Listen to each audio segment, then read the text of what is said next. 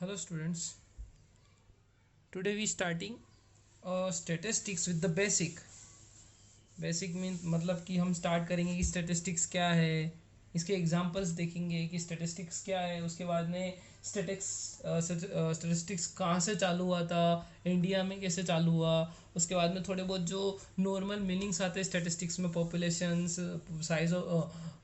Size, sample data, sample size, ये सब हम देखेंगे। हमारा आज का वक्त ये है, हम वीडियो में ये देखेंगे। आपको फर्स्ट ऑफ ऑल मैं बता दूं कि स्टेटिस्टिक्स मीन्स क्या। स्टेटिस्टिक्स मतलब कि हम नॉर्मल टर्म्स में ऐसा बोल सकते हैं, the collection of data and interrupt it. मतलब डेटा को आप कलेक्ट करो, डेटा को कलेक्ट करने के बाद आप उसमें से कुछ भी नई जानकारियाँ निकाल सकते हो। जैसे कि सिंपल टर्म्स में मैं आपको एक डेफिनेशन बताऊं तो यहाँ पे लिखा हुआ, statistic are defined as a numerical data and is the field of math that deal with the collection, uh, tabulation and interruption of a numerical data. मतलब उसको इंटरप्ट करना, उसमें से और जानकारियाँ निकालना। सपोज करो कि मुझे पता चला कि इंडिया की पॉपुलेशन इतनी है, तो उसको मैं इंटरप्ट करूँगा उसमें से। और रिलीजन वाइज में इंटरप्ट कर सकता हूँ, एज वाइज में इंटरप्ट कर सकता हूँ। एज वाइज इंटरप्ट करूँ तो 50 से ज़्यादा वाले कितने और 50 से कम वाले कितने, और 50 से भी कम वाला में 25 के नीचे कितने जने और 25 और 50 के बीच में कितने, उसको हम क्या बोलेंगे, इंटरप्ट करना। मतलब कि हम जो हमें डेटा मिला है, जो हमें इंफॉर्मेशन मिली, उसी वजह से हम लोग कोई दूसरी इंफॉर्मेशन निकाले, उसे कहते हैं इंटरप्ट करना। और स्टेटिस्टिक्स का काम ही यही है। फर्स्ट डेफिनेशन में भी बताया हुआ है कि statistics is a discipline that the concern statistic is a discipline with the concern the collection, organization, analysis, interruption and presentation of data। मतलब कि किसी भी डेटा को हम इंटरप्ट कर सकते हैं। किसके बेसिस पे कि डेटा कलेक्ट करो पहले, उसके बाद में उस किसी ऑर्गेनाइजेशन के लिए हम लोग वो डेटा को इंटरप्ट कर सकते हैं। गवर्नमेंट खुद करती है कभी कभार, जैसे कि आपने एनएसएसओ का नाम सुना होगा, नेशनल सैंपल सर्वे ऑर्गेनाइजेशन। वो हम डेटा कलेक्शन का काम करते हैं और उस पर इंटरप्ट मतलब उसमें से कुछ न्यू थिंग्स फाइंड आउट करने का काम करती है। तो स्टेटिस्टिक्स का मतलब ये है। अगर मैं आप एक सिंपल एग्जाम्पल दूँ कि स्टेटिस्टिक्स मतलब क्या, a report of numbers saying how many followers of each region there are in a particular country। Country के साथ हम लोग इंडिया ले लेते हैं। जैसे कि इंडिया में कितने जने ऐसे, इंडिया में कितने जने अलग अलग रीजन वाले हैं, उसका पता लगाना। मतलब कि इंडिया में एक रिपोर्ट में रेडी करता हूँ, कितने फॉलोअर्स किस रीजन के हैं वो मैं पता लगाता हूँ। तो उस काम करने की प्रक्रिया को हम लोग स्टेटिस्टिक्स, उस काम करने के तरीके को हम लोग we can say as a statistics. In normal meaning of statistics means कि normal meaning of statistics means to collect the data and interpret it and find out a new information from the interpreted data। अब बात रहती है कि statistics हमको कहाँ कहाँ use आता है। स्टेटिस्टिक्स हम मोस्ट ऑफली गवर्नमेंट्स में, इनकम टैक्स डिपार्टमेंट्स में, इन सब में स्टेटिस्टिक्स का यूज़ होता है। स्टेटिस्टिक्स का यूज़ ऐसे होता है जैसे कि गवर्नमेंट डिपार्टमेंट में क्या यूज़ होता है, गवर्नमेंट डिपार्टमेंट्स में ऐसा यूज़ होता है जैसे हम नॉर्मल एग्जांपल है इनकम टैक्स का। इनकम टैक्स में स्टेटिस्टिक्स में कितने टैक्स पेयर है, कितने लोगों की इनकम इतने से ऊपर है, कितने लोगों की इनकम टैक्स स्लैब्स में इतने, इस टैक्स स्लैब्स में इतनी, इस टैक्स स्लैब्स में इतनी है। तो वो फाइंड आउट करने के लिए स्टेटिस्टिक्स का यूज़ होता है। और नॉर्मल टर्म्स में मैं आपको बताऊं तो स्टेटिस्टिक्स बहुत सारी जगह यूज़ होता है। जैसे कि आप क्रिकेट में ग्राफ्स देखते हो, वहाँ पे भी स्टेटिस्टिक्स यूज़ होता है। दूसरा, आपको ऐसे ग्राफ बताए जाते हैं, उन ग्राफ्स में एक टीम यहाँ से स्टार्ट करती है, फिर दूसरी टीम उसका पीछा करती है, ऐसे बताया जाता है। जो विकेट्स गिरे होते हैं वो भी बताए जाते हैं, वहाँ पे भी स्टेटिस्टिक का यूज़ होता है। कौन से ओवर में इस टीम के कितने रन थे, इस टीम के कितने रन है, उनके बीच में डिफरेंस निकालना, ये सब भी स्टेटिस्टिक्स हम लोग बोल सकते हैं। Statistics is a part of mathematics. इसमें आपको प्रोबेबिलिटी, ये सब चीज़ें देखनी पड़ती है, चांसेस निकालने पड़ते हैं स्टेटिस्टिक्स में। चांसेस कहाँ आते हैं, जहाँ पे हमको पहले से कुछ पता होता है उसी के बारे में हम लोग चांस निकाल सकते हैं। अब जैसे कि आज का मैं मौसम देखूँ, आज के मौसम के हिसाब से हम बता सकते हैं कि शाम को बारिश होगी, धूप होगी, या फिर मौसम गर्म रहेगा, इट्स हीटिंग और नॉट, ये हम किसके बेसिस पे बता सकते हैं कि अब हमारे पास पहले से कोई इन्फॉर्मेशन हो उसके बेसिस पे हम बता सकते हैं, अदरवाइज हम कोई भी बातें बता नहीं सकती। दैट इज प्रोबेबिलिटी, दैट्स अनुमान लगाना, दैट इज प्रोबेबिलिटी। और प्रोबेबिलिटी भी एक स्टेटिस्टिक्स का पार्ट है। और स्टेटिस्टिक्स में भी यही है कि आपको जो पहले डेटा दिया गया उसको इंटरप्ट करना, उसको एनालिसिस करना और उस पर से नए डेटा बनाना या निकालना। अब हम आगे चलते हैं और इंट्रोडक्शन ऑफ स्टेटिस्टिक्स पे आते हैं। स्टेटिस्टिक्स का इंट्रोडक्शन करते हैं। स्टेटिस्टिक्स आज से हमारे यहाँ पे नहीं है, स्टेटिस्टिक्स बहुत पुराना है। स्टेटिस्टिक्स मौर्यन एम्पायर था उस समय का स्टेटिस्टिक्स है। स्टेटिस्टिक्स का सबसे बड़ा पार्ट, जब स्टेटिस्टिक्स का इंट्रोडक्शन हुआ था तब मौर्यन एम्पायर था, तब स्टेट का वी कैन स्टेटिस्टिक्स को हम नॉर्मल टर्म में स्टेट भी कह सकते हैं, और हम कहते ही हैं नॉर्मली स्टेटिस्टिक्स को हम स्टेट्स के नाम से भी जानते हैं।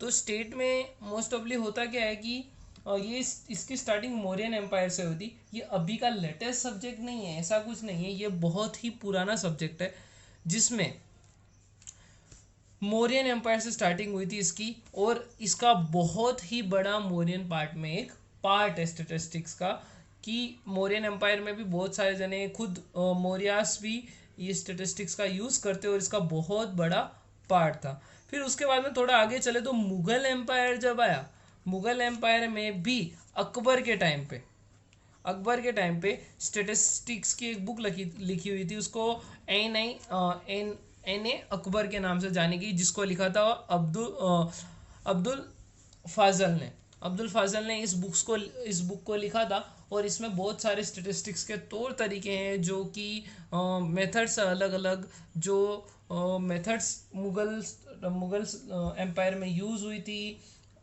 फिर मुगल्स ने किस प्रकार स्टेटिस्टिक्स का how they use statistics for its work, and अलग अलग चीज़ों के लिए उन्होंने कैसे कैसे स्टेटिस्टिक्स का यूज़ किया, वो सब बातें इसमें बताई गई है।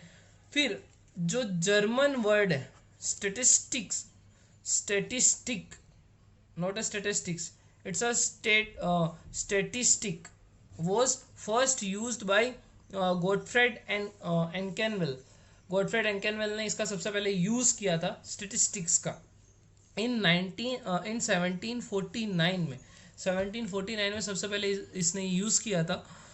किसके लिए? ये स्टेट्स और कंट्रीज़ का जो डेटा को एनालिसिस करने के लिए इसने सबसे पहले स्टेटिस्टिक वर्ड का यूज़ किया था।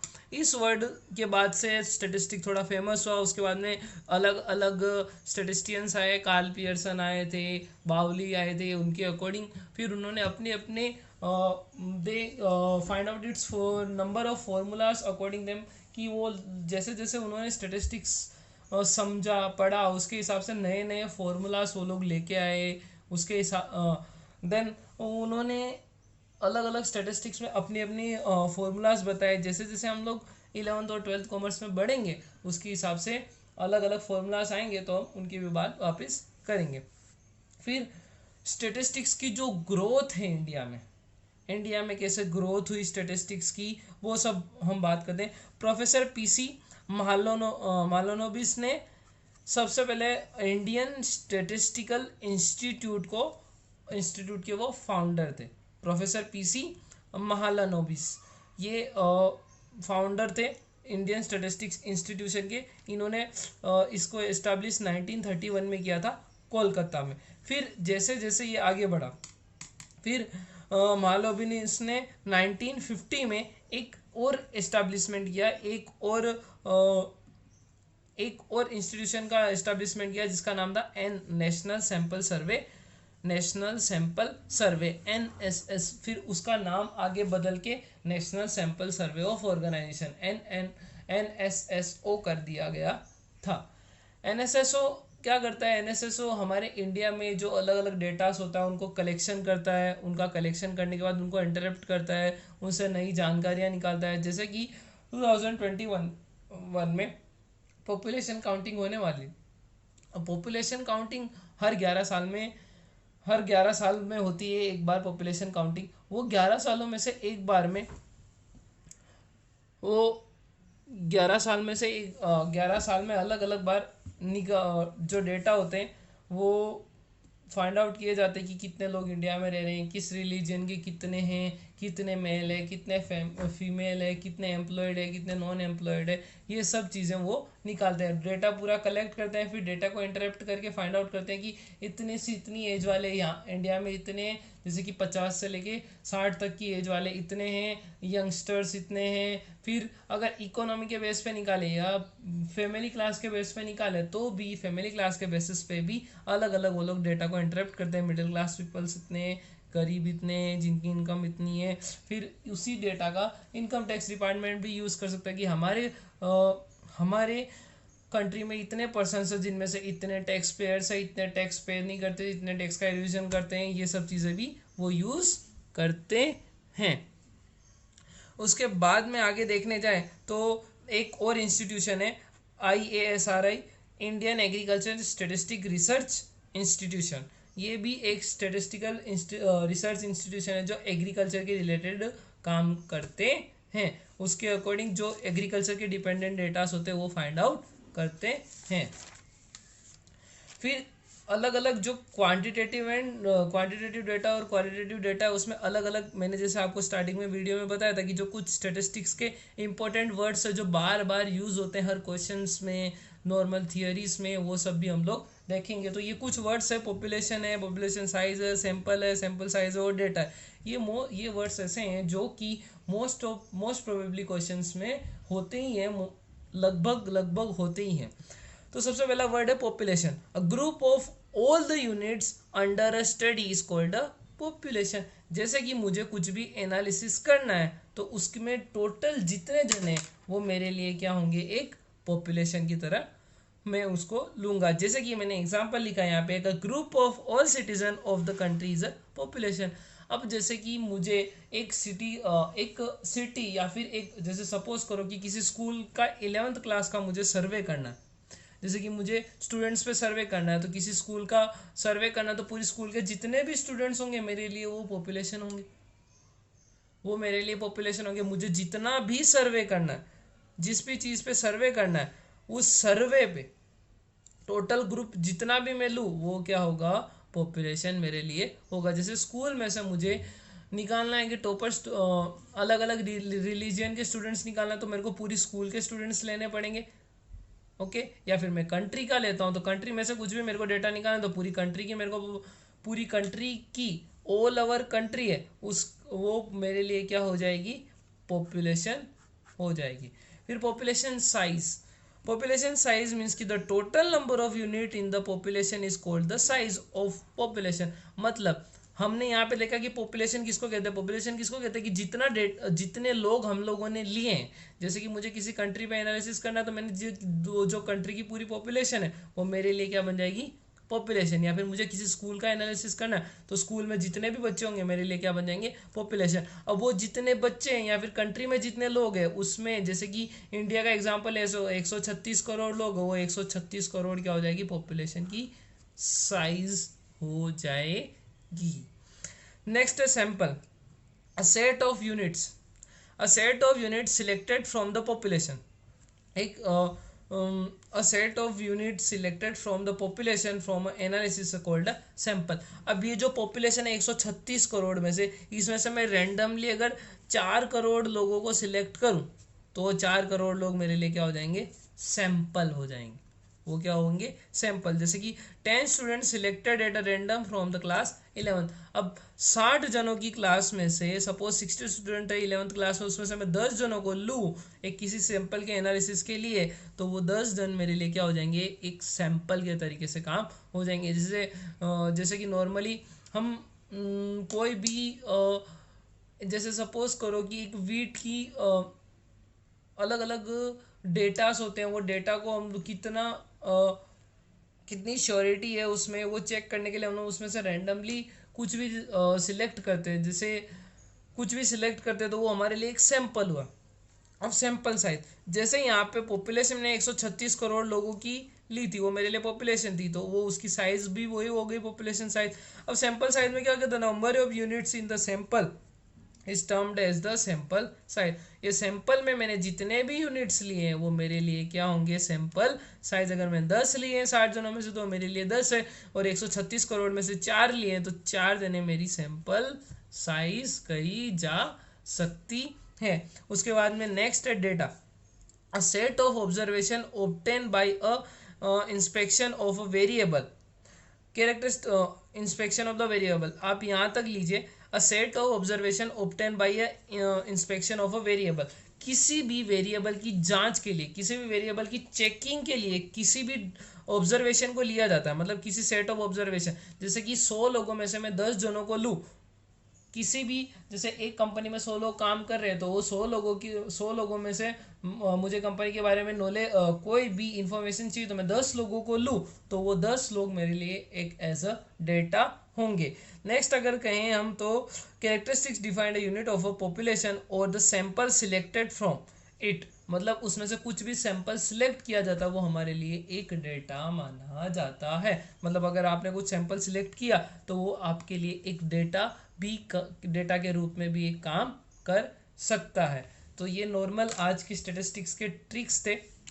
नॉर्मल स्टेटिस्टिक्स हम कहाँ यूज़ करते हैं नॉर्मली, और स्टेटिस्टिक्स का मतलब क्या है, ये सब आप आज के वीडियो में हमने देखा। आगे जब हम लोग कंटिन्यू करेंगे तो और वेरिएबल किसे कहते हैं, बाकी और भी बहुत सारे ऐसे वर्ड्स हैं जिनका हम लोग यूज़ करेंगे, उनके बारे में पढ़ेंगे।